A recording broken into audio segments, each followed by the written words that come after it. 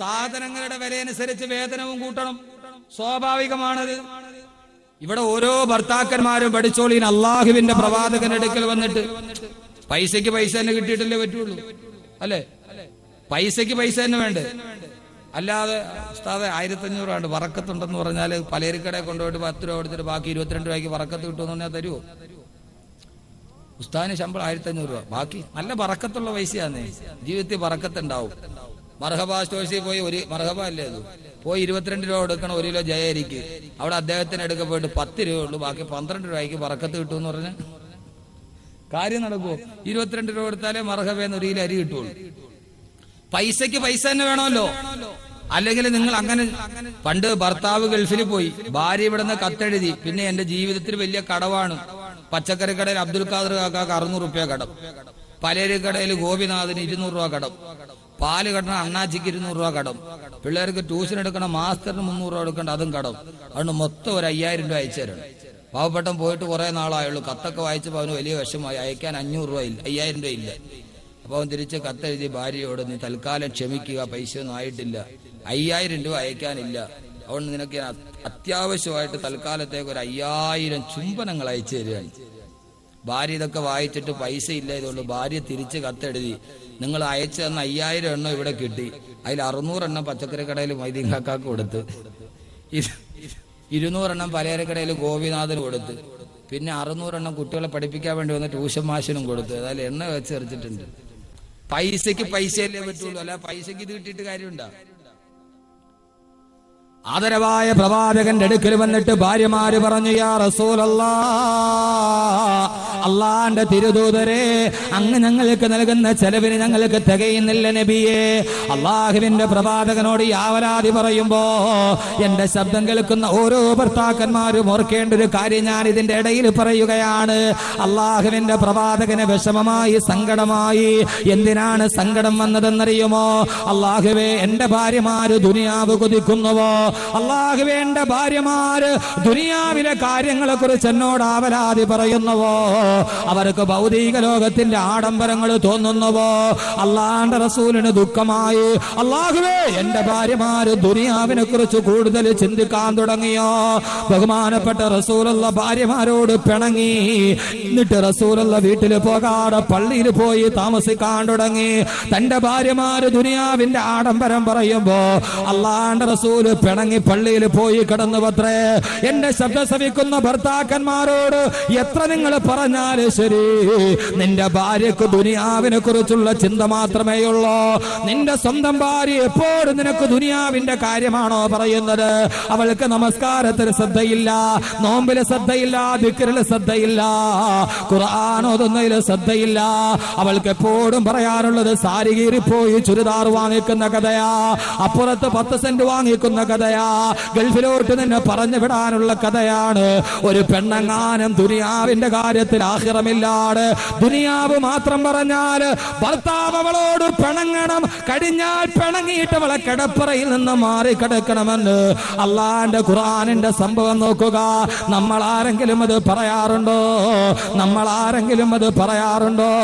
എന്റെ പെങ്ങളെ, നിങ്ങൾ ദുനിയാവിന്റെ ആഡംബരത്തിന്റെ കാര്യം മാത്രം ഭർത്താവിനോട് പറയുന്നുവോ? ഇത് ഖുർആനാണ്, ഖുർആനാണ്. എന്റെ ഭാര്യയെപ്പോഴും സാരിയുടെ കഥയാ പറയുന്നത്, അവളെപ്പോഴും ദുനിയാവിന്റെ കഥയാ പറയുന്നത്. ഒരിക്കൽ പോലും അവള് പറഞ്ഞിട്ടില്ല നമ്മൾ നിസ്കാരത്തിൽ ശ്രദ്ധ കുറച്ചുകൂടി വേണ്ടേ, കുറച്ചുകൂടി ദിക്റ് ചെല്ലണ്ടേ, നമ്മൾ ഇങ്ങനെ ജീവിച്ചാ മതിയോ, നാളെ ഖബറിൽ പോയി കിടക്കേണ്ടതല്ലേ? ദിവസമെങ്കിലും നിന്റെ ഭാര്യ നിന്നോട് പറഞ്ഞിട്ടുണ്ടോ? അല്ലാഹുവേ ഇണങ്ങി. അതോടൊപ്പം എന്റെ പെങ്ങന്മാരോട് ഞാൻ പറയുകയാ, അള്ളാന്റെ റസൂല് പറഞ്ഞൊരു ഹദീസ് കേൾക്കണോ? അർബഅത്തും മിനൻ നിസാഇ ഫിന്നാർ. 4 വിഭാഗം പെണ്ണുങ്ങൾ നരകത്തിലാണ്, 4 വിഭാഗം പെണ്ണുങ്ങൾ നരകത്തിലാണ്. സമയം കിട്ടിയാൽ ഇൻഷാ അല്ലാഹ് അത് ഞാൻ നാളെ പറഞ്ഞുകൊള്ളാം. അതിലൊരു വിഭാഗം പെണ്ണാരെന്നറിയുമോ? അള്ളാന്റെ റസൂല് പറയുകയാ, ലൈസ ലഹാ ഹമ്മുൻ ഇല്ലൽ അക്ലു വശ്റുബു വന്നൂം. ദിവസവും അവൾ ഉറക്കവും തീറ്റിയും കുടിയുമല്ലാതെ മറ്റൊരു ചിന്തയുമില്ലാത്ത പെണ്ണ്, ബാങ്ക് കേട്ടാല് നിസ്കരിക്കാത്ത പെണ്ണ്. അവളുടെ ജോലി എന്താ? രാവിലെ മുതൽ അടുക്കളയുള്ള ജോലി ഒതുക്കിയിട്ട് ഉച്ചയാകുമ്പോൾ ളുഹർ നിസ്കരിക്കൂല. റിമോട്ടുമായി ടിവിയും കണ്ടു വൈകുന്നേരമായി കഴിയുമ്പോ സീരിയലിന് മുമ്പിലെത്തി എങ്ങനെയൊക്കെയോ കിടന്നിറങ്ങുന്ന പെണ്ണ്. അവളുടെ ആകെ ഒരേ ഒരു ചിന്ത എത്രയാ? തീറ്റയും കുടിയും ഉറക്കവുമല്ലാതെ മറ്റൊരു ജോലി അവൾക്കില്ല. അവള് നാളെ നരകത്തിലാണെന്ന് ആദരവായ നബി മുഹമ്മദ് റസൂലുള്ളാഹ്. തന്റെ ഭാര്യ അങ്ങനെയാണെങ്കിൽ ഭർത്താവ് പിണങ്ങി മാറി കിടക്കണം. റസൂലുള്ള പള്ളിയിൽ പോയി കിടന്നു. ഭാര്യമാരുടെ അടുക്കലോട്ട് പോകാറേയില്ല. ദിവസം 1 കടന്നു, 2 കടന്നു, 3 കഴിഞ്ഞു. ദിവസങ്ങൾ ആഴ്ചകൾ കടന്നുപോയി. റസൂലുള്ള ഭാര്യമാരോട് പിണങ്ങിയ കഥ നാട് മുഴുവനും അറിഞ്ഞു. അബൂബക്കർ റളിയല്ലാഹു അൻഹു കാണാമെന്നു. റസൂലുള്ള കാണാൻ അനുമതി കൊടുത്തില്ല. ഉമർ ഫാറൂഖ് കാണാമെന്നു അനുമതി കൊടുത്തില്ല. അലിയുൽ മുർത്തദ കാണാമെന്ന് അനുമതി കൊടുത്തില്ല. ബിലാൽ പോലും ചോദിച്ചു, ഞാനൊന്ന് വരട്ടെ നബിയെ, ഒരു സഹാബത്തിന് മുഖം കാണിക്കാറ്. റസൂലുള്ള പള്ളിക്കുള്ളിൽ ഒരു വ്യാമൂഢനായ ഒരാളോട് മിണ്ടാട്ടമില്ല, പിണങ്ങിയിരിക്കുകയാ. എന്താണെന്നറിയുമോ? ഭാര്യയെ കുറിച്ചുള്ള ചിന്തയാണ്, ഭാര്യയെ കുറിച്ചുള്ള ചിന്തയാണ്. ആയിഷ ബീവി പറഞ്ഞുപോയി, അല്ലാഹുവിന്റെ റസൂലിനെ കാത്തു കാത്ത് ഞാൻ വഴിയോര കണ്ണുമായി കാത്തിരിക്കും, പക്ഷേ റസൂലുള്ള വരാറില്ല. എനിക്ക് തോന്നി റസൂലുള്ളയോട് ഈ കാര്യം പറയേണ്ടിയിരുന്നില്ല, ഉള്ളത് കൊണ്ട് വല്ലാതെ ജീവിച്ചു പോയാൽ മതിയെന്ന് എനിക്ക് തോന്നിപ്പോയി എന്ന് പറയുമ്പോ എന്റെ ശബ്ദം കേൾക്കുന്നവരൊന്ന് ചിന്തിക്കേണ്ടതുണ്ട്. ആയിഷ ബീവി ആർഭാടത്തിനു വേണ്ടി പറഞ്ഞതല്ല. ആയിഷ ബീവി കഷ്ടപ്പെട്ട് തന്നെയാണ് കൂടെ ജീവിച്ചത്. അവർക്ക് സഹിക്കാൻ പറ്റാത്ത അവസ്ഥയിൽ പറഞ്ഞു പോയടാ. ആയിഷ ബീവി എത്ര കഷ്ടപ്പെട്ട് റസൂലുള്ളാഹിന്റെ കൂടെ ജീവിച്ചതാണെന്നറിയുമോ? അള്ളാന്റെ റസൂൽ ഒരു ദിവസം ചുട്ടുപൊള്ളുന്ന മണലാരുണ്യത്തില് അള്ളാന്റെ റസൂൽ ആയിഷ ബീവിയുടെ വീട്ടിൽ വന്നു. ആയിഷ, വിശക്കുന്നു മോളെ, കഴിക്കാൻ എന്തെങ്കിലും ഉണ്ടെങ്കിൽ എടുത്തു വെക്ക്. അള്ളാന്റെ റസൂലിന്റെ പ്രിയപ്പെട്ട സഹധർമ്മിണി വീട്ടിന്റെ ഉള്ളിലോട്ട് കടന്നു ചെന്നു. അടുക്കളപ്പുറത്ത് ചെല്ലുമ്പോൾ ഒരു കാരക്ക പോലും കഴിക്കാനില്ലാതെ റസൂലുള്ള കാത്തു നിൽക്കുകയാണ്, എന്തെങ്കിലും തിന്നാൻ കിട്ടുമെന്ന് കരുതി. കുറെ കഴിയുമ്പോൾ ഒരു പൊട്ടിക്കരച്ചിലാണ് കേൾക്കുന്നത്. നോക്കുമ്പോൾ ആയിഷ ബീവി മുഖം കുനിച്ചു നിന്ന് തിങ്ങി തിങ്ങി കരയുകയാണ്. അള്ളാന്റെ റസൂൽ ഓടിച്ചെന്ന് ആയിഷ ബീവിയുടെ താടിയിൽ പിടിച്ചുയർത്തുമ്പോ 2 കണ്ണുകളിലൂടെ കണ്ണുനീര് തടം തെല്ലിയാത്തൊടുക്കുകയാണ്. അള്ളാന്റെ റസൂൽ ചോദിച്ചു, എന്താ ആയിഷ? റസൂലുള്ളയോട് പറയുന്നു, യാ റസൂലല്ലാഹ്, അങ്ങ് വിശന്ന് വരുന്ന എന്റെ മുമ്പിൽ വന്ന് നിന്നിട്ട് എന്തെങ്കിലും കഴിക്കാൻ തോന്നുമ്പോ തരാൻ എന്റെ കയ്യിൽ ഒരു ഈത്തപ്പഴ മരത്തിന്റെ കുരുപോലുമില്ല നബിയേ.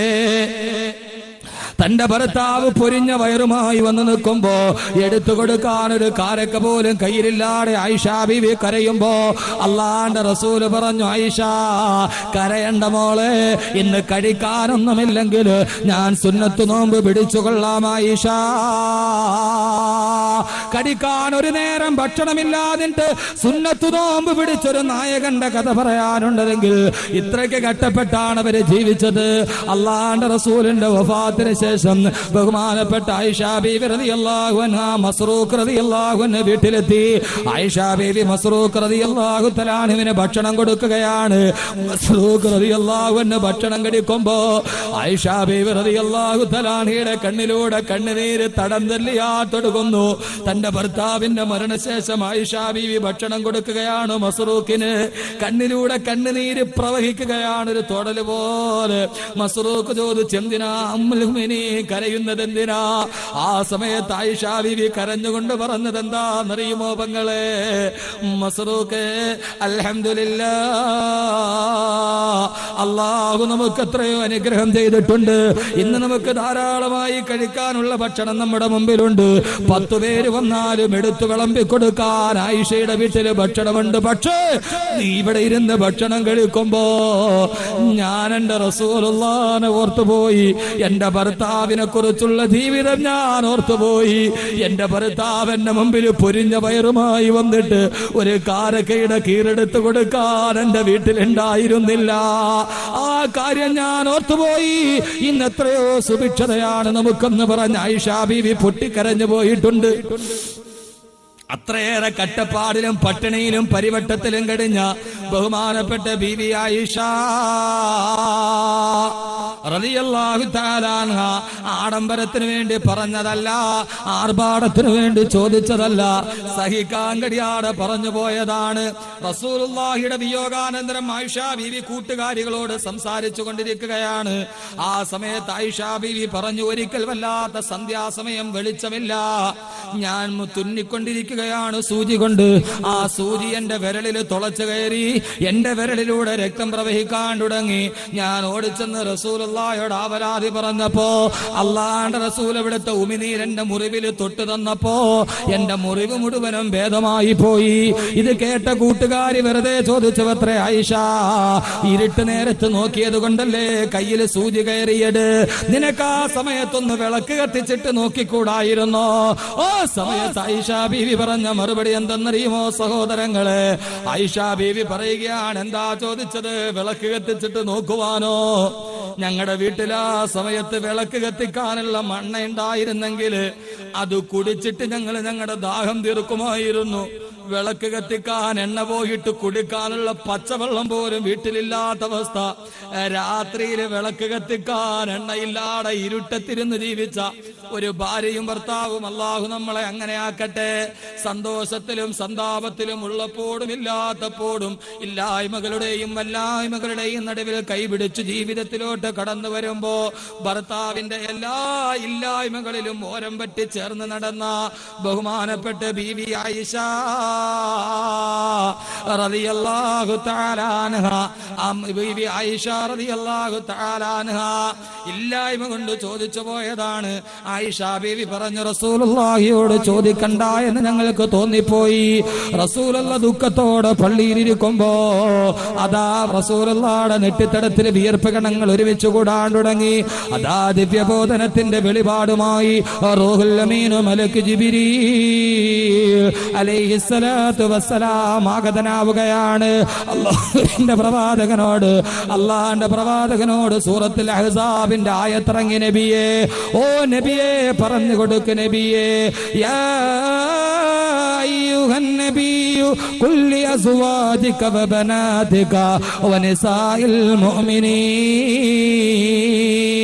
യാ അയ്യുഹൻ നബിയു കുല്ലി അസ്വാജിക ഇൻ കുന്തുന്ന തുരിദിനൽ ഹയാത ദുനിയാ വസീനതഹാ ഫതആലൈന ഉമത്തിഉകുന്ന വഉസർരിഹുകുന്ന സറാഹൻ ജമീലാ.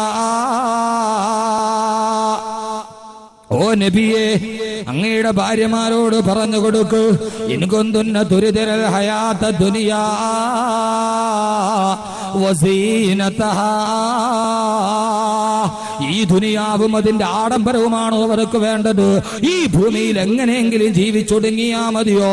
ഫതആലൈന, പെണ്ണുങ്ങളോട് വരാൻ പറയും നബിയെ, ആയിഷയോട് വരാൻ പറയും നബിയെ, ഉമ്മു സലമയോട് വരാൻ പറയും നബിയെ, സൈനബിനോട് വരാൻ പറയും നബിയെ. അവരെ മാന്യമായിട്ട് അങ്ങ് ഒഴിവാക്കി വിട്ടേരെ നബിയെ, അവരിഷ്ടമുള്ളതുപോലെ ദുനിയാവിൽ ജീവിച്ചോട്ടെ. അള്ളാഹുവിനെ വിളിക്ക് നബി ആ പെണ്ണുങ്ങളെ. ആയിഷയോടും സൈനബിനോടൊക്കെ വരാൻ പറ, അവരെ ഒഴിവാക്കി വിട്ടേരെ, അവരെങ്ങനെയെങ്കിലും ദുനിയാവിന് വേണ്ടി ജീവിച്ചോട്ടെ. അതല്ല, ദുനിയാവല്ല, അതിന്റെ ആഡംബരമല്ല, പിന്നെന്ത് വേണം? وَإِن كُنتُنَّ تُرِدْنَ اللَّهَ وَرَسُولَهُ وَالدَّارَ الْآخِرَةَ, അല്ലാഹുവിനെയും അവന്റെ പ്രവാചകനെയും വദ്ദാറൽ ആഖിറ, നാളെ സ്വർഗത്തിലൊരു ഭവനവുമാണ് അവർക്ക് വേണ്ടതെങ്കിൽ അവരോട് പറയും നബിയേ, അല്ലാഹുവിന്റെ ത്യാഗത്തിന് പകരം കൊടുക്കുമെന്ന് പറയും നബിയേ. അല്ലാഹുവിന്റെ പ്രവാചകനായ ഇറങ്ങേണ്ട താമസം റസൂലുള്ള പള്ളിയിൽ നിന്ന് വീട്ടിലോട്ട് നടക്കുകയാണ്. ആയിഷ ബീവി റസൂലുള്ളാഹിന്റെ നിഴൽ വെളിച്ചം കാണുമ്പോ ആയിഷ ബീവി ഓടി വന്ന് റസൂലുള്ളാഹിനെ കെട്ടിപ്പിടിച്ചു പറയുന്നു, ഓ നബിയേ, അല്ലാഹുവിന്റെ റസൂലേ, പിണങ്ങിയോ നബിയേ? ഓടി വന്ന് കയ്യിൽ പിടിച്ചു ഭാര്യ പറയുമ്പോ റസൂലുള്ള ദേഷ്യത്തോട് പറഞ്ഞു, മാറി നിൽക്ക ആയിഷ, ആയിഷ മാറി നിൽക്ക ആയിഷ. പേടിയോടെ ആയിഷ ബീവി മാറി നിന്നു. അല്ലാഹുവിന്റെ റസൂൽ വന്ന് ഖുർആനിൽ അല്ലാഹു 2 ആയത്ത് പറഞ്ഞിട്ടുണ്ട്, ഇഷ്ടമുള്ളത് തിരഞ്ഞെടുത്തുക, ദുനിയാവും അതിന്റെ ആഡംബരവും തരാം, അതല്ലെങ്കിലോ അല്ലാഹുവിനെയും സ്വർഗവും തരാം. ഏതാ വേണ്ടതെന്ന് പറയാ ആയിഷ. ആയിഷ ബീവി റസൂലുള്ളാഹിയുടെ മുഖത്തേക്ക് ഭീതിയോടെ നോക്കി. അള്ളാന്റെ പ്രവാചകൻ, ആയിഷ ബുദ്ധിമുട്ടാണെങ്കിൽ നീ വീട്ടിൽ പോയി നിന്റെ ഉപ്പയോടും ഉമ്മയോടും ഒക്കെ ചോദിച്ച് ആലോചിച്ചിട്ട് വന്നിട്ട് പറഞ്ഞാ മതി. സ്വർഗം വേണോ ദുനിയാവ് വേണോ? ഇത് കേൾക്കേണ്ട താമസം പെങ്ങളെ ആയിഷ ബീവി എന്ത് ചെയ്തെന്നറിയോ?